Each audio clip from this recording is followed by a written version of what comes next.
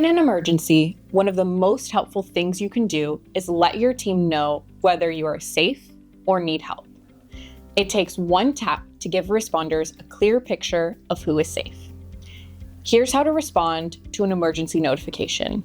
When your admin sends an emergency notification, your response shows up instantly in their incident log, so they know who might need assistance. How you respond depends on how the message reaches you. If you get a text message, tap the link inside it.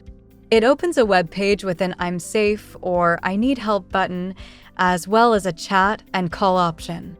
When initiating the chat from any source, a web window with the chat interface will open. If you get an email, you can confirm your status directly from the message. The following page will provide options to chat with or call the emergency team. In the Envoy mobile app, open the Home tab, find the message near the top, and tap it. From there, tap "I'm safe" or "I need help." In Slack, the Envoy bot sends you a message where you can respond. In Microsoft Teams, you will find the message in the Chat tab, where you can choose "I'm safe" or "I need help."